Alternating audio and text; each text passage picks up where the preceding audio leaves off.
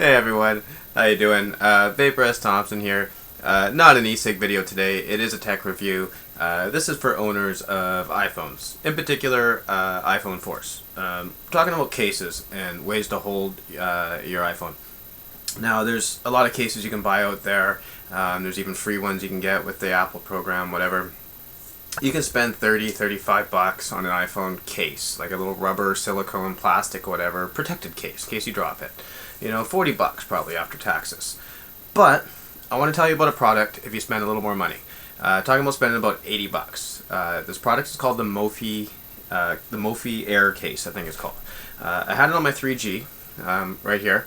And you can see it adds a little bit of size and girth to the 3G, but I actually like that. It feels better in your hand, a little more grip, but it is that shiny plastic. And not only is this a protective case, but it also has a battery built in. See the little LED there, 2 out of 4. So when the battery on my iPhone starts to die, I can switch this little switch on the bottom from red to green, and it will activate this battery, charging the iPhone 3G, which is pretty cool. So, but now I no longer use this, and I went and got one of the iPhone 4s here. And for my regular by itself, I'm actually using the same leather case. It fits in perfect, just like it did in my 3G here. But I need to buy a protective case for this, and again, why spend 40 bucks when you can spend 80 and get yourself a Mophie? So I present to you the unboxing and first impressions of the new Mophie. Mophie loves you. Designed for the iPhone 4. So we will see what we got in here. Bought it off Mophie.com because I don't really see any other reseller selling it, especially not in Canada, because my first one I bought, I think, from Future Shop. Now, up here in Canada, I never really get to do any tech reviews on new products because by the time I can get it in Canada, it's been reviewed to death in the States, all over YouTube. But this is a brand new product, and I haven't really seen any reviews on it yet, and I haven't seen anyone comparing it to the old one yet. So hopefully I can do that for you and help some people make the transition. After a drink, of course. Alright, so it's called the Juice Pack Air. I believe the first version for the 3G had two, the Juice Pack and the Juice Pack Air. The Air was the newer, better one that had the on and off switch, and this one, as far as I know, does too. So let's take a look. See how she looks. Alright, well, USB cable, same as before. Now, I should tell you, this USB cable is not the iPhone or iPad adapter. It's not the 30-pin connector. It's their own esoteric type of device that I'll never understand. And it does charge this, as well as if your iPhone's in it, it will charge both. And you can still plug into iTunes and sync up and do all that kind of stuff. I almost said hot sync. I'm such an old school Palm Pilot guy. Yes, you can sync it up with this cable, so you never really have to take it out of this thing. Okay, so I've got some instructions in here. It's always good to have. Go over those later. Alright, so this is it. First of all, I can tell you it is a much better finish now. Almost kind of a rubberized, like a Black Ego if you're into e-cigs and vaping. It's kind of got that Black Ego or Joystick V3 feel to it. Okay, let's see. This definitely pulls off way better because there's softer rubberized connections. Before it was harder plastic, and pretty much myself and everybody I know has eventually broken this little piece of plastic there on their 3 just from pulling it off wrong. So just to show you the comparison, there's the old one and the new one.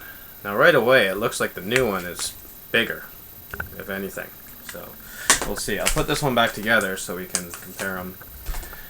Because I was doing the math, and considering the new dimensions of the iPhone 4 and the new dimensions of the Mophie, it seems that the ratio is a little bigger this time. So I have a feeling the phone's going to feel bigger. But like I said, I don't mind that so much. It feels better in your hands. So let's try this out.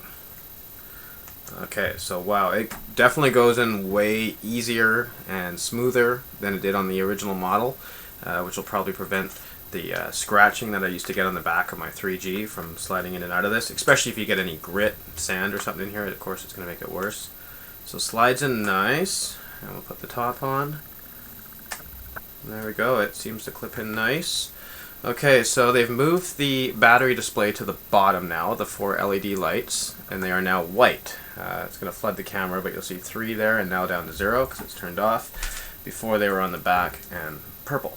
So they've moved that to the bottom. It does have the on and off switch on the side here, so to demonstrate, I'll turn on my iPhone there, or go to the home screen there and throw the switch, and you'll see it goes into a charge mode. So very cool. Alright, so there's your power and earphone in the top, and the power was very accessible. I did it naturally just a moment ago without even realizing the case was on. It definitely feels bigger to me. I'm going to put these side by side. I'm going to try to line them up on the bottom a bit there. I'm going to say this new case is taller. Looks like the exact same width, but taller for sure.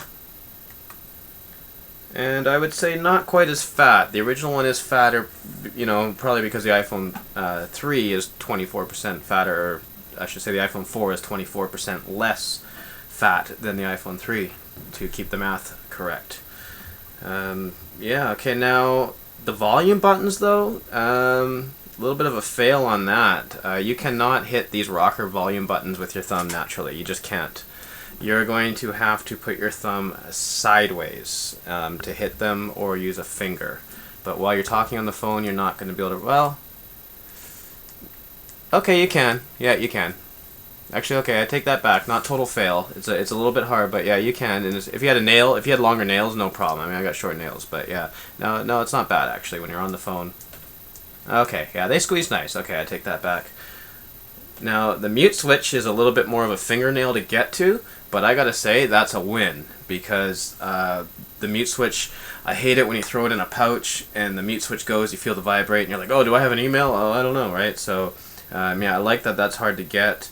So yeah, it's a little bit bigger. It definitely is adding some length to the phone, this feel in my hand. It feels a little like it's an older phone because it's so big, but it's not adding huge girth to it. It feels just like having a 3G in my hand, like, you know, back to front.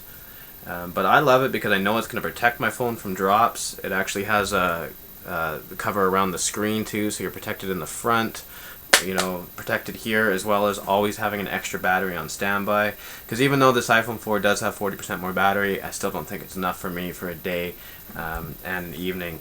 And let's see if it actually fits in my leather pouch that I used to use for the 3G, and it does perfectly, so I don't have to buy new leather pouches. They both seem to fit, so hope that helps you out.